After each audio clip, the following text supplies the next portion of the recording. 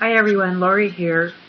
Thought I'd give you some direction on how to go ahead and try to do some of this beam observation yourself.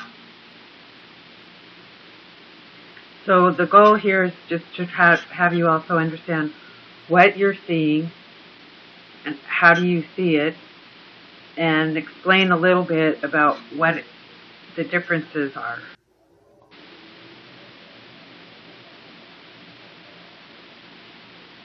First of all, you're not seeing beams hitting each other, you're seeing them hitting the collimator. The collimator consists of two jaws that define a slit for the beam, effectively constraining the beam halo from both sides. This is information that I got from CERN website, and it's a picture of the collimator.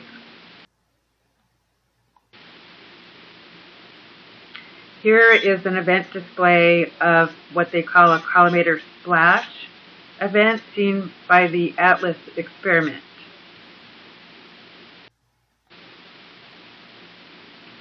What I put in my recordings usually are these different panels that you can find at the CERN website, which I'll show you later.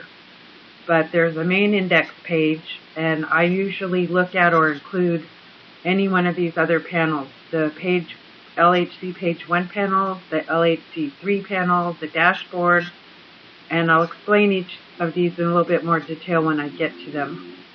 The LHC announcer, which provides the event histories, and then a final look at the beams 1 and 2 panels. I'm going to address a little bit also the problems I continue to have with the browser. So here's the index page that I have. As you can see, there's 12, 16 panels here, and I usually click on a couple of these here so that I can have them in my recordings. This is the LHC3 panel. It shows you the intensity of the beam. It shows you the intensity of the energy. This middle graph is where you're going to see the beam intensity on the left side and the beam energy on the right side. You can find the energy level also listed up here on the top. This one for this viewing is for 59 GeV. The beam here looks like it had just jumped, so right now it's at 0. You can see down here where the arrow came in, there's a slider, and that has been what my problems have been since about June 20th or so. The browsers aren't always providing the slider any longer for me to be able to change the refresh rate. That is a major problem if you're trying to work with the beam. Here's the LHC page 1 panel. As you can see here, this is from the other day, and there's no beam. They were having some problems. You can see what notes are on the bottom, and this time it's because of electrical problem that a sector tripped, number 78, and their magnets quenched. But this is just some information that you can look at. It gives you the beam intensity up here where it says IB2. I usually like to look at that beam rather than beam 1 because the numbers are higher for beam 2, and I think it provides the beam is a little larger to look at. If you look here at where the arrow just came in, the slider is missing, and that's been what the problem has been on these panels, as I said, since about June 20th. I can't refresh anything, which for this panel it doesn't matter, but it does affect the beam. Here's the dashboard panel again. You can see the slider's missing. It's empty. But this is where you can find here at the top, I've gone over this once before in another video, the number of bunches, the beam energy level, gives you a date stamp, and it'll give you the beam intensity level here in the center area. These are just other graphs to look at as far as what's going on with the beam, the emittance, luminosity and just other issues that I haven't yet learned all of these areas. The beams, when they're running, you'll normally see some little dots here, and they're at different places on this graph.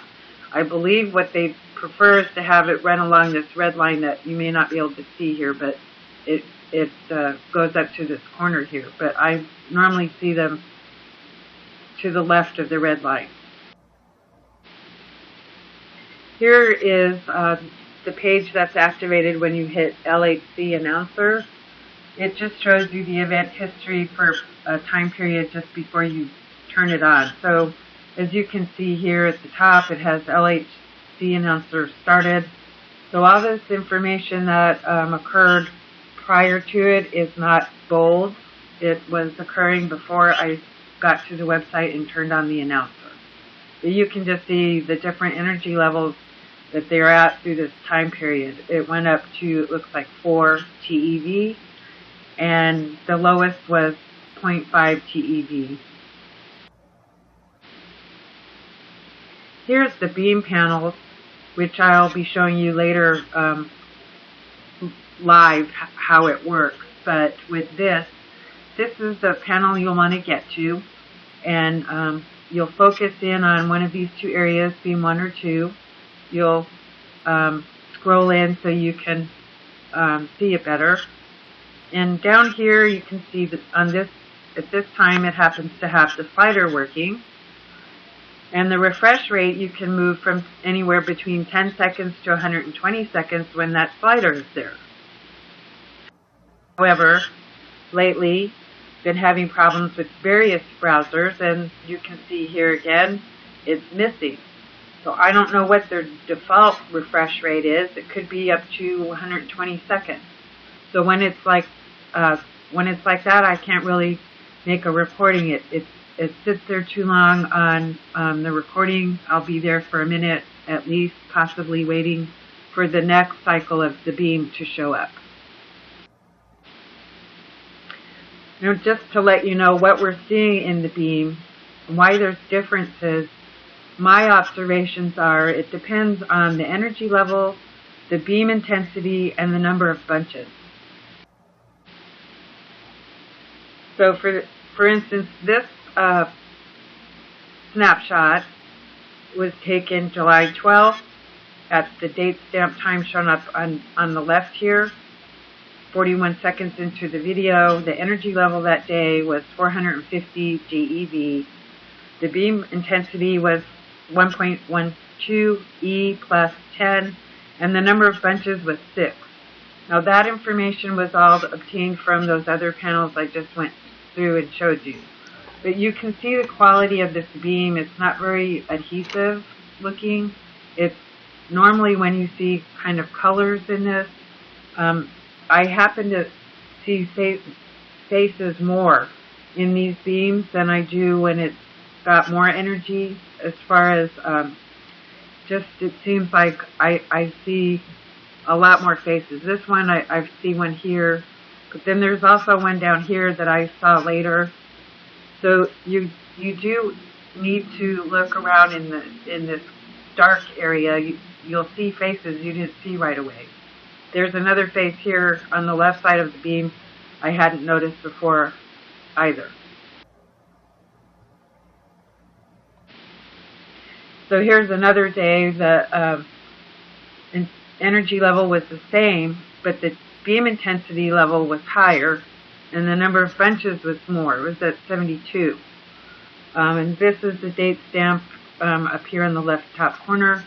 You can see when it's this higher beam intensity, even though it's the same energy level, it's more cohesive and it's whiter.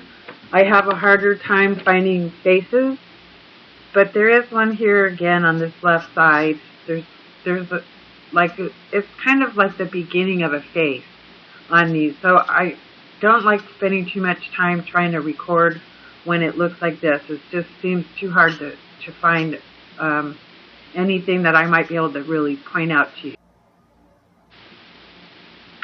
Here's another day they were ramping up the energy. You can see here on the left it was substantially higher than before. It was during this recording, it started at 2560 and went up to 4,000 GeV. The number of bunches was 152. The beam intensity wasn't as high as sometimes that it is, but if you can make this out at all, this is a recording of a recording, so it's going to be harder to see, but I've got arrows on here of faces I see in this beam throughout the snapshot. There's others over on the side here that I hadn't noticed at that time either. So again, you want to look around in the dark areas or off to the side. You'll be surprised at faces that you hadn't first noticed. But this is on this recording of July 6th. You can find it in my videos if you want to find this one that day. It's got the date stamp. All my videos have a date stamp. Here's one that's from earlier. It's June 12th. The energy level, this is before they had their technical stop, so their energy level was as high as it is now at 6,500 GeV. Notice the bunches here are 31. And we get into this more of a white colored beam, more cohesive. There's faces in the dark shadow areas. There's one circle. There's one below the circle. There's probably more on the sides here. It's not always easy for me to see. I just have a small laptop. The quality of my recordings isn't great. It's just a free application I use. So you might be able to see these better on your own computers if they're a little better quality or larger ability to see pictures. Here's June 13th. Again, this was right before the shutdown. The energy level was ramping up from 3243 at the beginning of the recording, and it went up to 4,500 at the time this was recorded. And the bunches were up to 50, and the beam intensity was getting high. Nothing really here that I've got circled, but there are faces down below this beam here. There's a clear face. And there's some others that you might be able to make out in the center area of the beam. And again, in the dark areas, I see faces. This one is more recent that I'm showing next. It's just taken in July 8th. The energy level is back up again. The beam intensity is fairly low, but the bunch numbers are coming back up. They've got 152. So here's a face I've got circled in the beam snapshot, and there's another face by the arrow in the darker area. There's also another one in the bottom. So you just want to look around. Sometimes I see them way at the bottom in the black. Actually, I see shadows of faces. So here we are live at CERN website. As I'm recording, this is ongoing right now. The energy, as you can see, is at 450. The intensity is at 3.78 E plus 13, which is pretty high. And you can see they've been having a lot of beam jumps. So I thought I'd just show you that before we get straight into the beam. So here we are at the beam. I've adjusted the slider. And you'll notice when you put your browser arrow pointer over it, this transverse synchrotron light monitor label shows up. So it's really difficult to try to do any recordings unless you've got some kind of screen recorder, because this will just stay there while you're trying to take a screenshot. So now I'm just going to try to come in on the beam. It just takes a few minutes here to try to play around with it.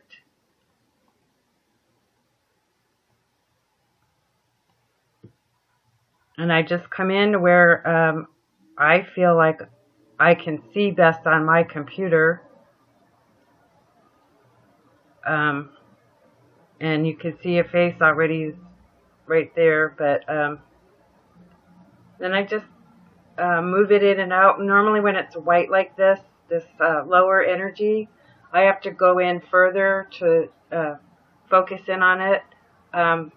When it becomes higher energy, the ball of light becomes more compact, and I scroll it in as far as I can go, and it's still small. So you can see this isn't quite as compact as when the energy level is higher.